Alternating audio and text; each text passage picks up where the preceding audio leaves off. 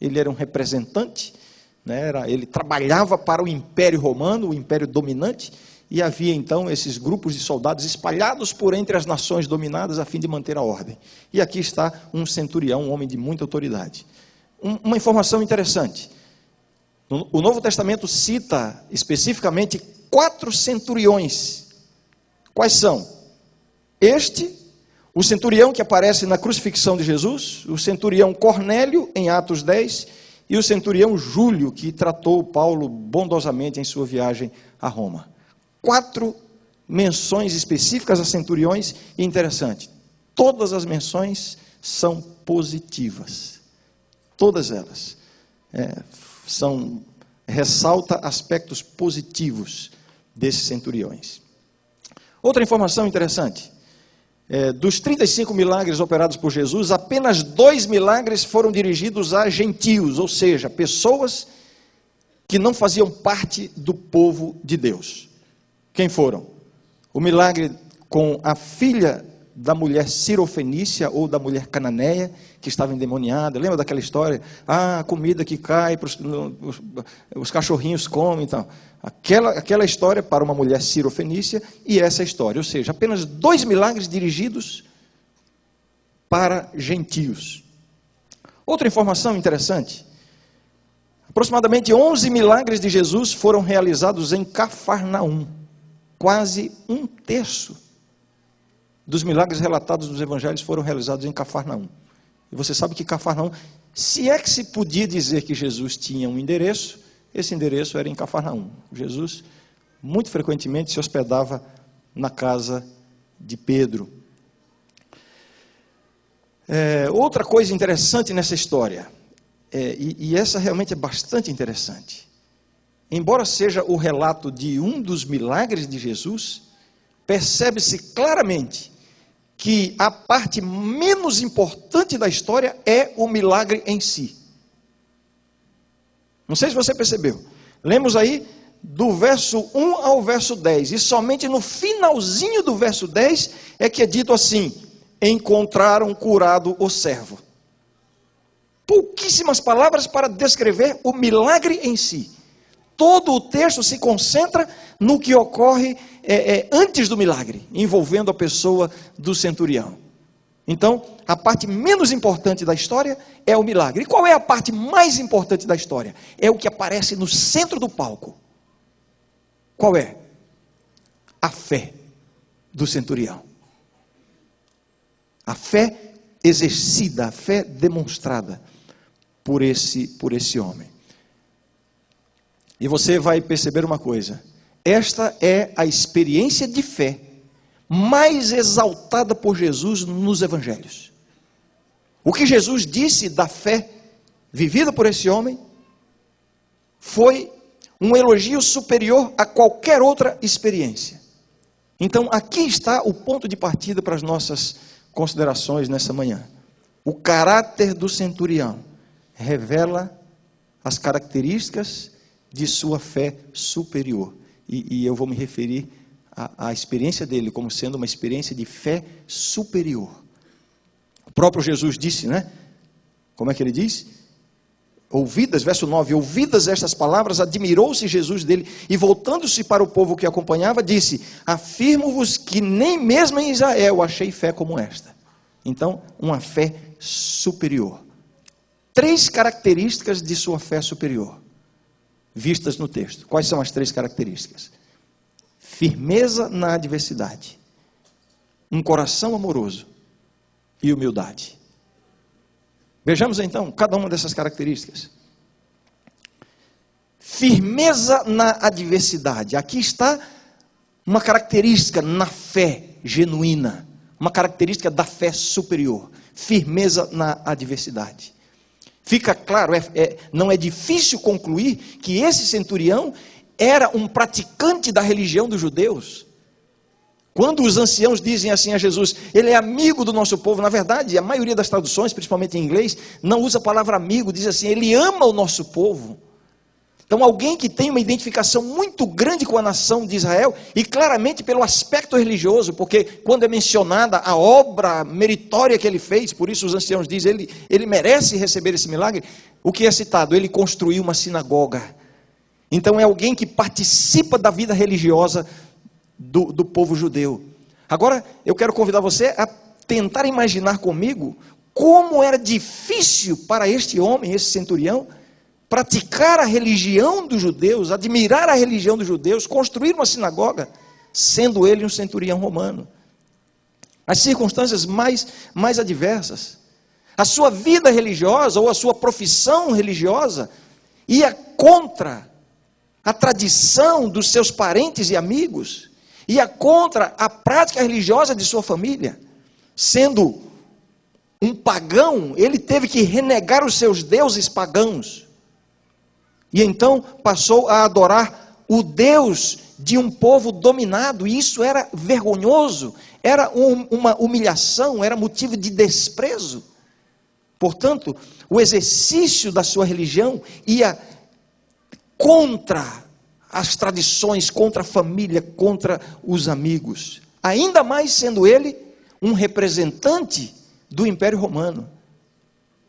Aqui está a característica da sua fé superior, uma fé que prevaleceu firme mesmo diante da adversidade, contra as tendências do momento.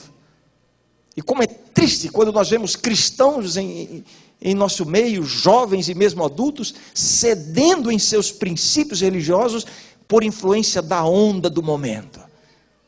A sociedade vai numa direção, os amigos, o mundo vai numa direção. Como é lamentável quando um cristão se envergonha da sua fé para ceder à onda do momento. Seja nos entretenimentos, seja nas práticas profissionais, seja no que for. Aqui vemos um homem que agiu tendo a sua fé exercida contra as tendências do momento. Ora, alguém deve estar perguntando, mas por que o pastor Ranieri está dizendo? Em que sentido foi contra as tendências do momento? Olha, recorrer a Jesus em Cafarnaum era seguir na contramão do mundo. Eu mencionei aqui que Jesus realizou muitos milagres em Cafarnaum. Mas é exatamente sobre Cafarnaum e algumas outras cidades que Jesus profere uma verdadeira maldição. Porque Cafarnaum foi uma cidade que rejeitou os ensinamentos de Jesus.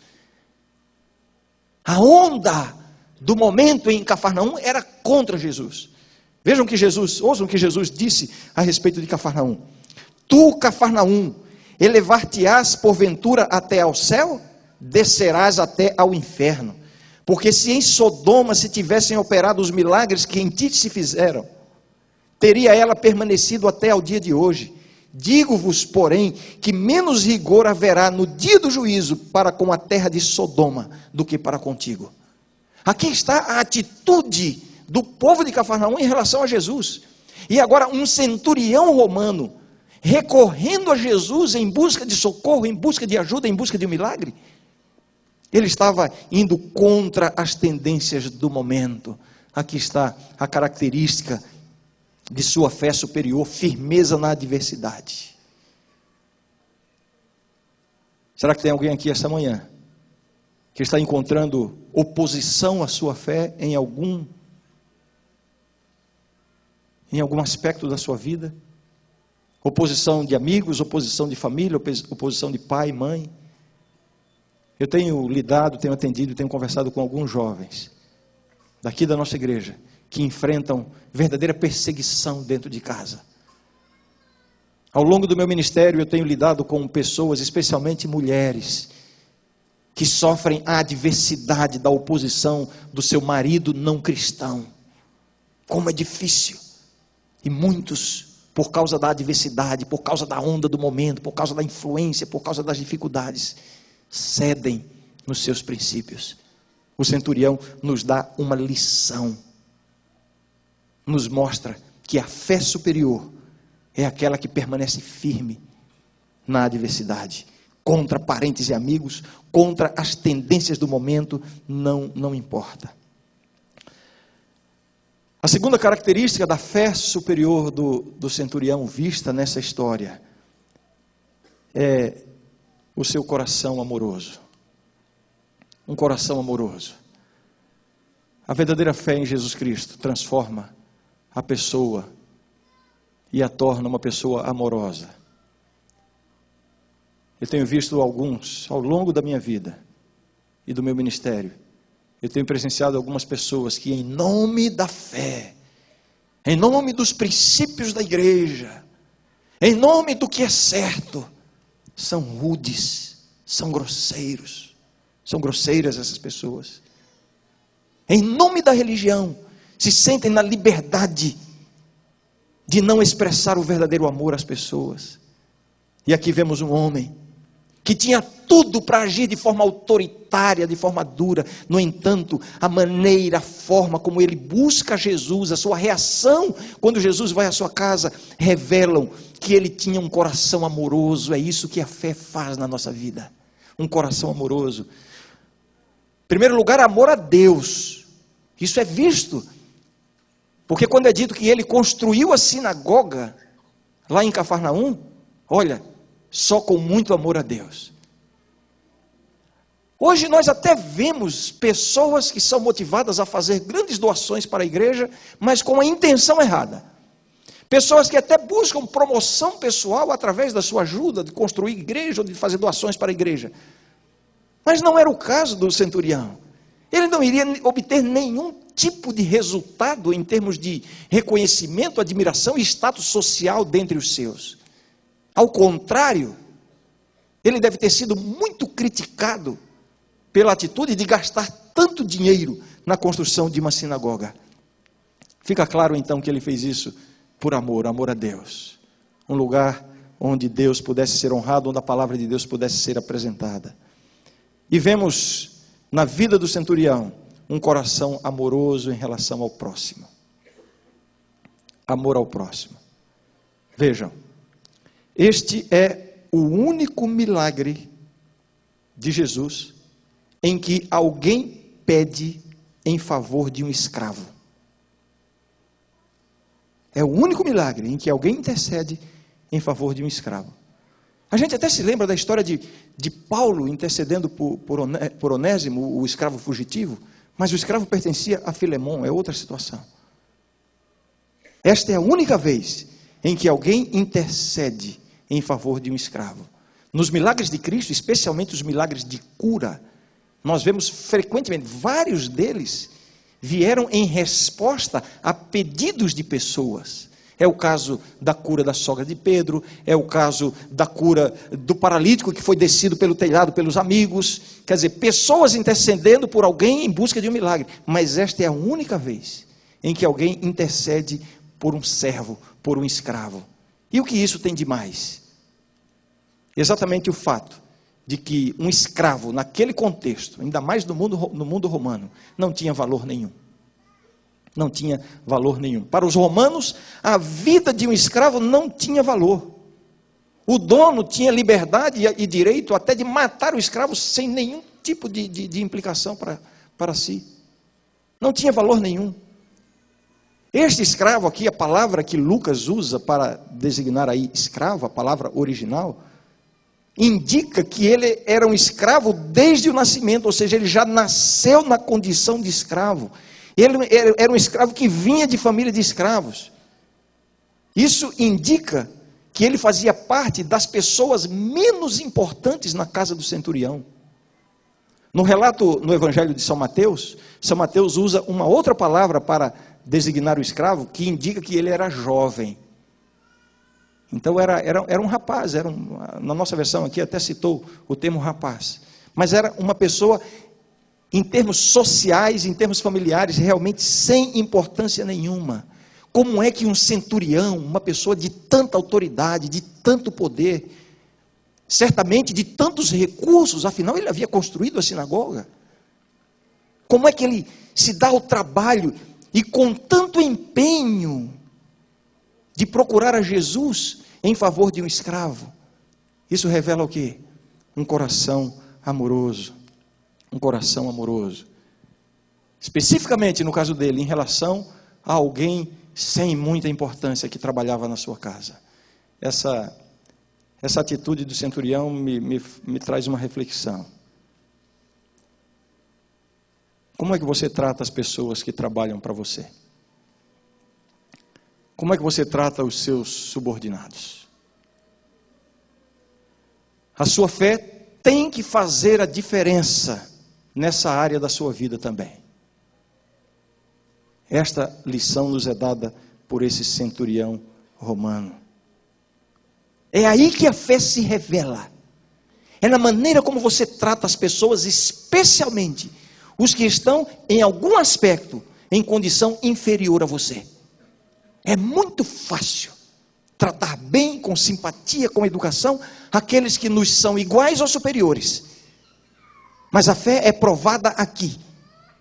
Como você trata as pessoas que em algum aspecto, seja na hierarquia de trabalho, seja na hierarquia funcional da igreja, seja da igreja local, seja institucional, seja onde for.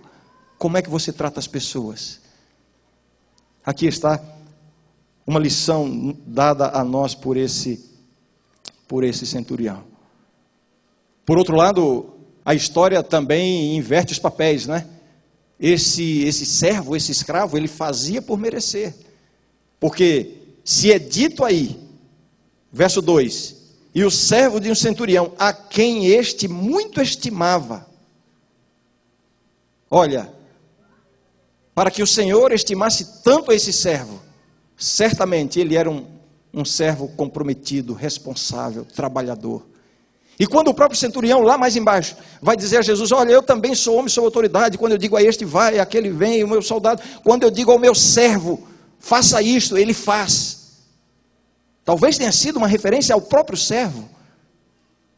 Então agora eu vou falar àqueles que às vezes reclamam de maus tratos, de falta de respeito pelos seus superiores. Está você fazendo a sua parte também? E merecendo essa atitude amorosa? Aqui está essa segunda característica da fé superior do centurião. A primeira qual foi? Firmeza na adversidade. A segunda, um coração amoroso. E a terceira característica, que eu já antecipei lá no começo e vou desenvolver um pouquinho mais agora. Qual foi? Alguém lembra? A humildade. A humildade. Verso 3, diz assim: tendo ouvido falar a respeito de Jesus, enviou-lhe alguns anciãos dos judeus, pedindo-lhe que viesse curar o seu servo. E para que ninguém imaginasse que ele mandou mensageiros, porque se achava bom demais para ir atrás de mais um rabi judeu, fica claro ao longo do texto, através de suas próprias palavras, que ele não foi por achar-se indigno de estar na presença de Cristo. Ele envia anciãos a Jesus. Isso aqui começa destacando a atitude humilde desse centurião, porque para os romanos, Jesus não passava de mais um profeta, mais um rabi judeu. No entanto, o centurião envia anciãos. O que significa isso? Anciãos eram pessoas importantes no contexto da religião e da nação judaica. E você sabe que na história, na Bíblia e na história de maneira geral, quando alguém enviava embaixadores, digamos, para um outro reino, o tamanho da honra era demonstrado pela importância dos emissários. Ao enviar anciãos, o centurião estava justamente revelando a honra que ele se achava devedor a Jesus. Conhecendo bem a religião dos judeus, e ele conhecia, ele tinha patrocinado a construção de uma sinagoga, ele estava familiarizado, ele sabia que como gentil, ele não podia entrar no templo, era considerado imundo, e então ele também se considera indigno de comparecer à presença de Jesus. Que atitude de humildade! Nós não vemos isso nem mesmo entre os líderes judeus. conhecendo bem a religião dos judeus, sabia que não podia entrar do templo, não poderia também entrar na presença de Cristo. Então ele envia os mensageiros. Talvez esses argumentos não estejam sendo tão convincentes, né? Mas tudo bem, ele mandou mensageiro e tal. A verdade é a seguinte: é fácil ser humilde quando não se tem autoridade nem superioridade. É fácil ser humilde. Agora, para um homem como este, não foi fácil assumir essas atitudes.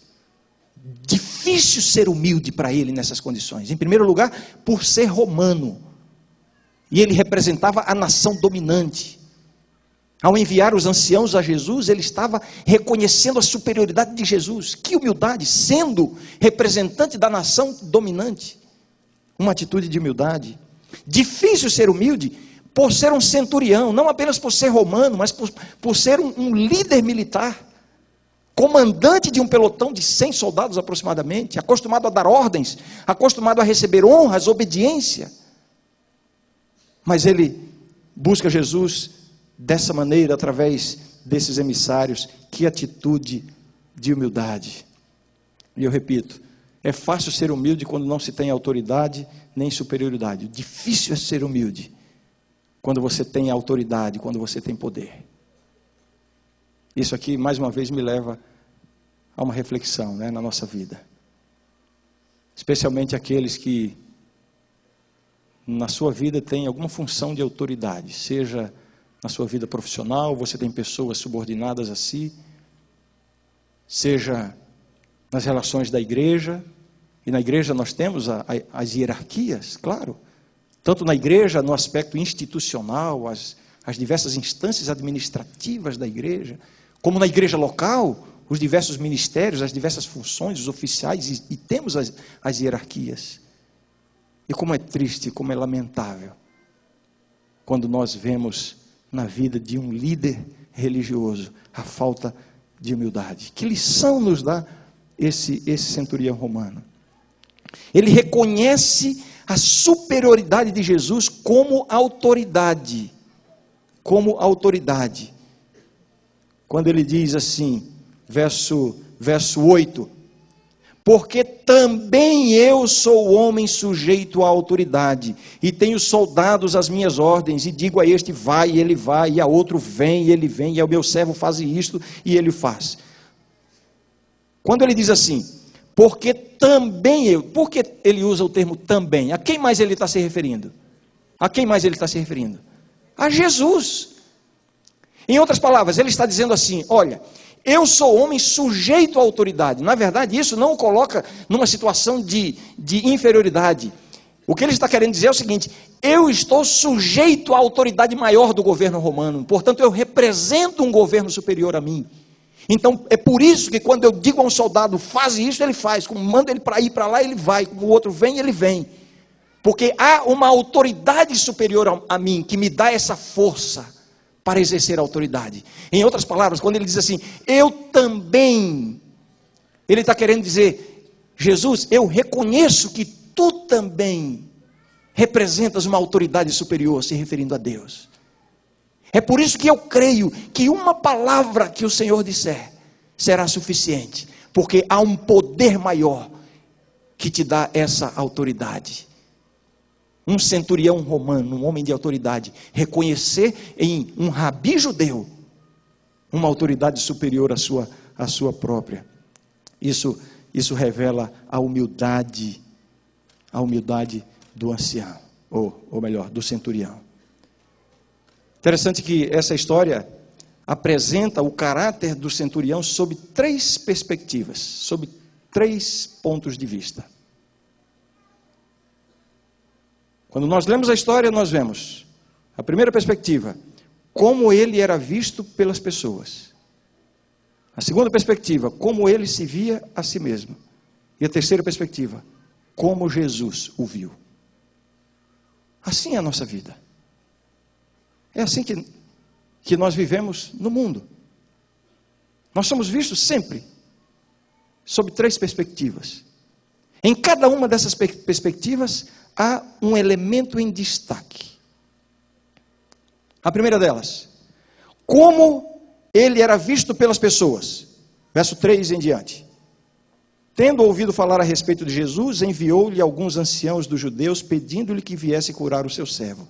Estes, chegando-se a Jesus, com instância lhe suplicaram, dizendo: ele é digno de que lhe faças isto, porque é amigo do nosso povo, e ele mesmo nos edificou a sinagoga. O que é que está em destaque aí? Do ponto de vista das pessoas, a reputação dele. Era um homem de boa reputação. Os anciãos dizem a Jesus: Jesus, olha, esse homem aí merece, ele é digno. Aqui está uma evidência da sua fé, uma fé que lhe dava uma vida coerente, que atraía a admiração das pessoas. Aliás, eu gostaria de perguntar, sob essa perspectiva, como é que você é visto pelas outras pessoas? O que as pessoas à sua volta podem dizer a seu respeito? Eu não me refiro apenas às relações sociais, eu me refiro também às relações familiares. E olha, nesse âmbito, a gente não tem como enganar. Quando a sua esposa olha para você, o que é que ela vê? Essa é a pergunta. Quando o seu esposo olha para você, o que é que ele está vendo em você? O que é que os seus filhos veem em você? Nós somos vistos sempre sob essas três perspectivas. Como somos vistos pelas pessoas, como nos vemos a nós mesmos e como Deus nos vê. Sob a primeira perspectiva, destaca-se a reputação do centurião. E reputação é o que nos dá autoridade. Reputação é o que nos dá influência, não é outra coisa. Não é a autoridade formal, institucional, que nos dá influência sobre as pessoas. Pode até dar, mas é limitada e por um tempo limitado.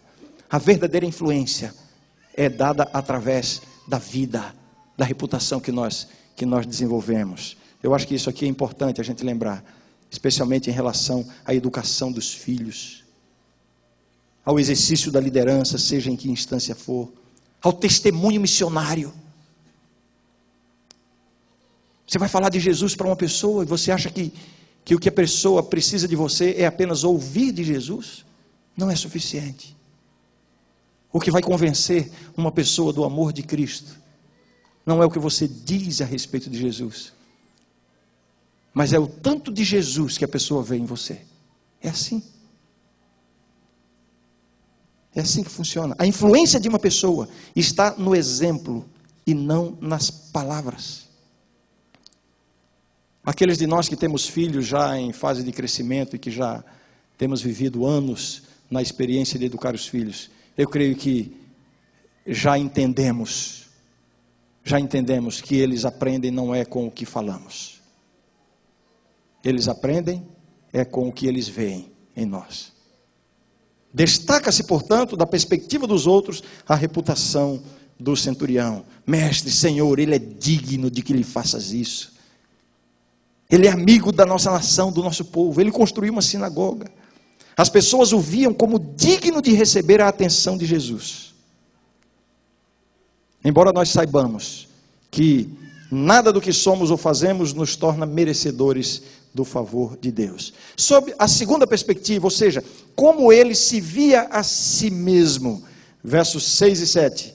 Então Jesus foi com eles e já perto da casa, o centurião enviou-lhe amigos para lhe dizer: Senhor, não te incomodes, porque não sou digno de que entres em minha casa. Por isso eu mesmo não me julguei digno de ir ter contigo. Porém, manda com uma palavra e o meu rapaz será curado. Da perspectiva dos outros, ele era visto como digno, merecedor. Do seu próprio ponto de vista, como é que ele se via? Uma atitude de humildade.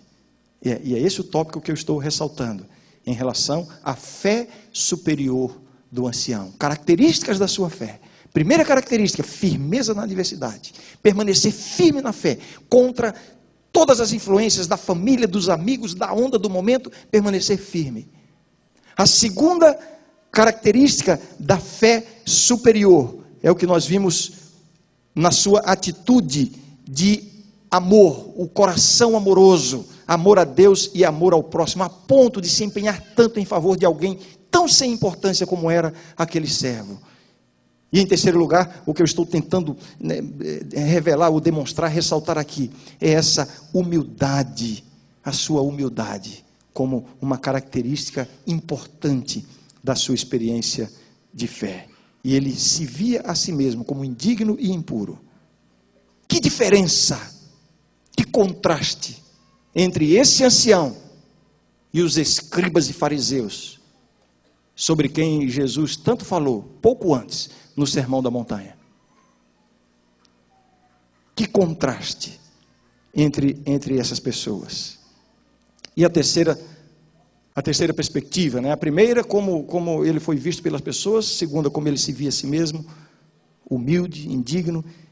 E a terceira perspectiva, como ele foi visto por Jesus. Como ele foi visto por Jesus. Verso 9. Ouvidas estas palavras, admirou-se Jesus dele. E voltando-se para o povo que o acompanhava, disse: afirmo-vos que nem mesmo em Israel achei fé como essa. Da perspectiva das pessoas, se destaca a sua reputação. Do seu próprio ponto de vista, se destaca a sua humildade. Do ponto de vista de Jesus, se destaca a sua fé. A sua fé. Nem mesmo em Israel achei fé como essa. De alguma forma, Jesus mediu, Jesus avaliou a fé do centurião. Aliás, esta não é a única vez que Jesus faz isso. Nós vemos nos evangelhos diversas ocasiões em que Jesus avalia a fé. Alguns exemplos. Tomé. Lembra de Tomé? Aquele que duvidou de que Jesus havia ressuscitado. Olha o que Jesus disse a Tomé: não sejas incrédulo, mas crente. Se referindo a Tomé, Jesus avaliou a sua fé. E qual foi a nota dada por Jesus naquele momento? Naquele momento, 0. Não tem fé, incrédulo. Com relação a Pedro, lembram? Quando Pedro andou sobre o mar, de repente começou a afundar: Senhor, salva-me. Jesus estendeu a mão, trouxe-o de volta. E aí Jesus proferiu as seguintes palavras: homem de pequena fé, por que duvidaste? Nessa circunstância, a fé experimentada por Pedro estava melhor do que a de Tomé. A nota de Tomé foi 0. A nota de Pedro qual foi? Bem, pequena fé. 2, 3, não sei. Né? Por que duvidaste? Interessante. Quando Jesus diz, homem de pequena fé, por que duvidaste? Então, Jesus de alguma forma também está dizendo que nem sempre a dúvida é evidência de falta de fé. Porque no caso de Pedro havia fé, apesar da dúvida, mas era uma fé pequena. Ocasiões em que Jesus avaliou a fé das pessoas, né? Jesus fez o mesmo com a mulher cananeia, sobre a qual eu me referi no começo da minha mensagem, também chamada mulher cirofenícia, aquela que foi a Jesus pedir, não é digno dar a comida dos filhos aos cães, mas os cachorrinhos também comem das migalhas que caem da mesa. Lembram? Uma mulher cirofenícia, uma mulher que também fazia parte dos gentios, não era membro da nação de Israel. Jesus avalia também a sua fé naquela ocasião. E vejam o que Jesus diz a respeito da sua experiência de fé: mulher, grande é a tua fé. Ela estava pleiteando para que Jesus libertasse a sua filha de uma condição de endemoniamento. Aí Jesus disse: pode ir, tua filha já está livre. E a outra ocasião em que Jesus avalia a fé de alguém é exatamente com este centurião da nossa história. E Jesus diz: nem mesmo em Israel achei fé como esta. Então eu dei aqui 4 exemplos: Tomé, Pedro, a mulher cananeia e este centurião. De todos, qual foi que tirou a melhor nota? Professores, quem tirou a melhor nota? O centurião. Interessante que os 2 últimos, a mulher cananeia e o centurião, os 2 são gentios, não são judeus. E são os únicos casos em que Jesus opera um milagre à distância. Jesus nem vai. Jesus só diz uma palavra em resposta à fé. Nem mesmo em Israel achei fé como esta. Agora a pergunta que eu faço é a seguinte. O verso 9 diz assim: ouvidas estas palavras, admirou-se Jesus dele.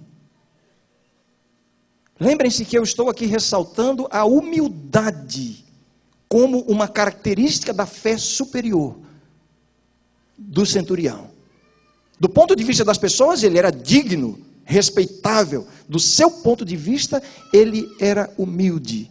Do ponto de vista de Jesus, ele revelou muita fé. E o verso 9 diz que Jesus ficou admirado. Apenas em 2 ocasiões nos evangelhos, é dito que Jesus admirou-se de alguém. Essa ocasião e a outra é quando Jesus se refere à incredulidade dos habitantes de Nazaré. E ele fica admirado com a incredulidade deles. 2 ocasiões em que Jesus fica admirado. E é interessante como o evangelista Lucas dá esse toque de emoção, um toque não afetivo, mas um toque emocional de admiração. Nesse caso aqui, 2 ocasiões, uma por incredulidade e outra porque a fé era realmente admirável. A pergunta é: o que deixou Jesus tão admirado na vida deste centurião? Muitas coisas foram ditas ou foram percebidas ao longo da história. Desde o momento em que ele tomou a iniciativa de mandar os anciãos pedirem favor do servo, etc. O que, afinal de contas, deixou Jesus tão admirado? Bem, eu posso assegurar que não foram as suas boas relações com a nação judaica. Não foi isso que deixou Jesus admirado. Não foi a sua generosidade por ter construído a sinagoga de Cafarnaum. Não foi isso que deixou Jesus admirado. Não foi por causa da honra prestada a Jesus, pela categoria dos porta-vozes enviados, os anciãos. Não foi isso que deixou Jesus admirado. Porque tudo isso acontece no texto, e até aí Jesus não proferiu nenhuma palavra. Quando no verso 9 é dito, admirou-se Jesus, como é? Ouvidas estas palavras, admirou-se Jesus. Então, o que foi que deixou Jesus admirado? A prova de que esses elementos anteriores não impressionaram a Jesus, né? As suas boas relações com a nação judaica, a sua generosidade, né? A honra prestada. Jesus realizou outros milagres a pedido de pessoas e nunca usou esse tipo de critério. Quem é que está pedindo? O que você está fazendo para me honrar? Jesus nunca usou esse tipo de critério. Exemplo, paralítico que desceu lá, enviado pelos 4 amigos. E Jesus exaltou a fé dos amigos, sem nem se preocupar quem eram eles. Não há esse tipo de critério, né? Lázaro foi ressuscitado a pedido das 2 irmãs. Não havia esse critério de honra, de importância, de nada disso. Então não foram essas coisas que deixaram Jesus admirado.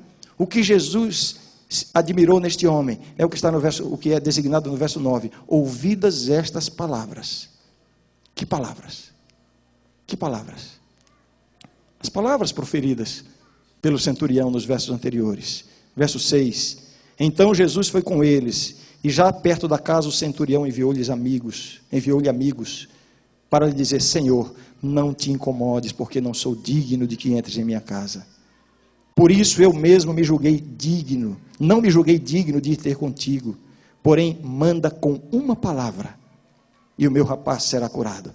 Porque também eu sou homem sujeito à autoridade, e tenho soldados às minhas ordens, e digo a este vai, e ele vai, a outro vem, e ele vem, e ao meu servo faze isto, e ele o faz.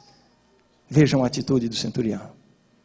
Em primeiro lugar, ele envia mensageiros importantes, anciãos,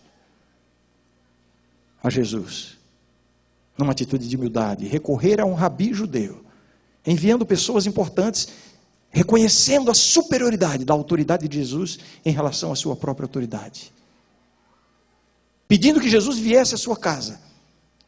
Jesus foi acompanhado por uma multidão. A informação de que Jesus estava se dirigindo à casa dele chegou antes de Jesus. Alguém deve ter corrido na frente. Jesus está vindo. Que humildade deste homem.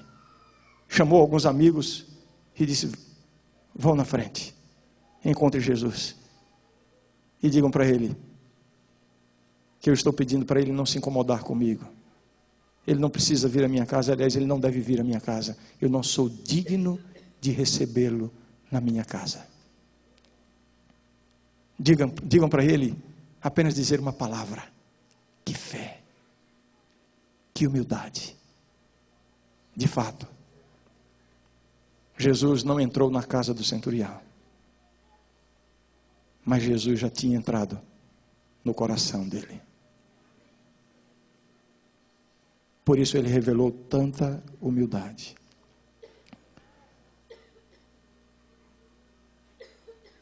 A humildade do centurião, dentre todas as virtudes reveladas até aqui, né? Firmeza na adversidade, um coração amoroso, mas a humildade do centurião foi o elemento que mais admirou a Jesus. Minha querida igreja, dessas três características da fé superior do centurião romano, eu quero reforçar 3 lições para nós, já mencionadas na minha apresentação, mas eu quero destacá-las agora, para que você as mantenha gravadas na sua mente e no seu coração. O centurião, a sua experiência de fé, nos ensina que é possível permanecer firme na fé, mesmo em circunstâncias adversas. Com oposição, com dificuldade, com crise, mesmo indo contra a onda do momento.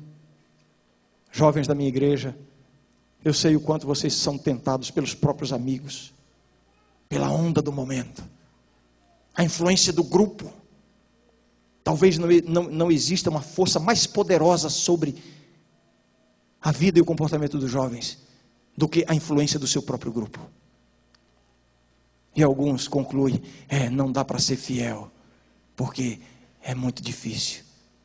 Pois o centurião está ensinando que é possível permanecer firme na fé, mesmo indo contra a influência do grupo.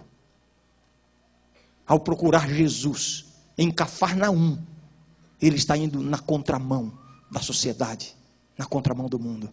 E ele mostra que isso é possível. É possível permanecer na fé em circunstâncias adversas, com hostilidade de amigos e parentes, no meio de tendências mundanas, que tanto nos empurram para longe de Deus e dos princípios do Evangelho. As tendências mundanas, na moda, na música, no namoro, nas diversões. A fé superior permanece firme em meio a essas influências. A fé superior permanece firme, mesmo quando os bens materiais são comprometidos. Nós vemos o centurião investindo muito dinheiro na sinagoga, certamente sendo criticado por isso. Muitos têm renegado a sua fé em função da sua formação profissional.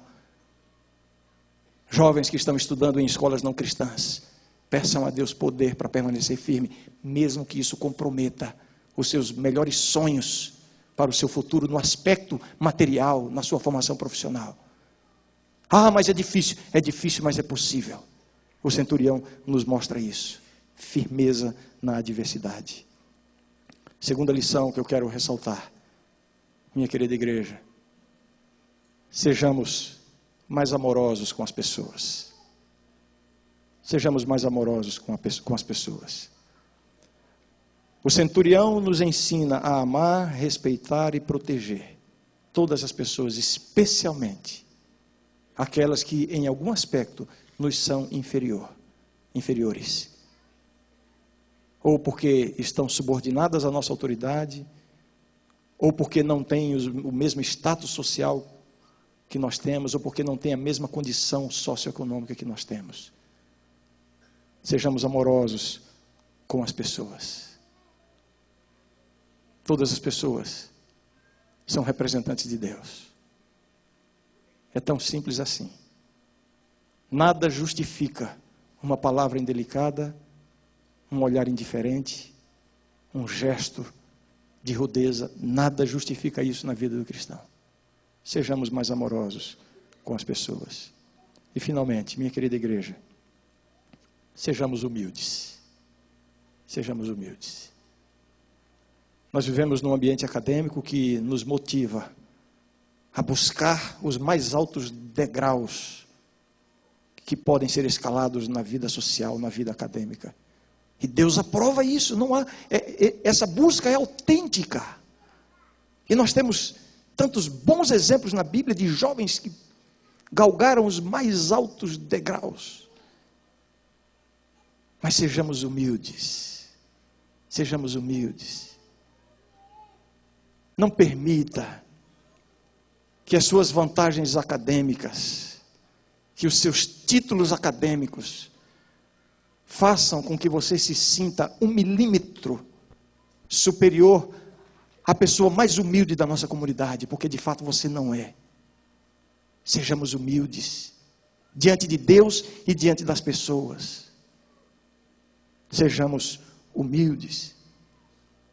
Líderes da minha igreja, sejamos humildes no trato com as pessoas, na nossa função de liderança, nas nossas relações hierárquicas, que precisam existir, fazem parte da ordem estabelecida por Deus. Mas isso é uma superioridade funcional e não pessoal. Ninguém aqui é superior 1 milímetro que seja a qualquer um de nós, a qualquer outra pessoa. Não importa qual seja a sua posição social, qual seja a sua função hierárquica, qual seja o seu grau acadêmico. Você não tem nenhuma vantagem sobre o mais humilde dentre nós, diante de Deus. Sejamos humildes. Sejamos humildes em relação à nossa condição socioeconômica. Não é pecado você buscar uma boa condição socioeconômica, não. Isso é autêntico. Você deve buscar e trabalhar para isso. Quer mais dinheiro? Busque, trabalhe honestamente e ganhe. Mas lembre do que eu já preguei aqui há pouco tempo. Antes da prosperidade, busque um coração generoso. A sua condição socioeconômica não lhe dá apenas um privilégio, mas lhe dá uma obrigação de ser um instrumento de Deus para socorrer a necessidade dos menos favorecidos. Ah, mas os menos favorecidos têm que lutar, têm que buscar. Jesus disse: os pobres sempre os tereis convosco. Faz parte do plano de Deus fazer com que algumas pessoas permaneçam necessitadas em nosso meio, para o bem delas e para o bem daqueles que têm vantagem nesse aspecto, para desenvolverem um coração generoso. Seja humilde. Seja humilde. Não é pecado você querer morar numa casa linda, mas pese as suas motivações. Não é pecado você querer ter um carro do último modelo e do maior luxo. Não é pecado, você pode, tenha. Mas pese diante de Deus as suas motivações e avalie se você não está deixando de ajudar alguém que está precisando, simplesmente para satisfazer os seus desejos egoístas. Sejamos humildes. E especificamente, essa foi a virtude do centurião que deixou Jesus admirado. Amém.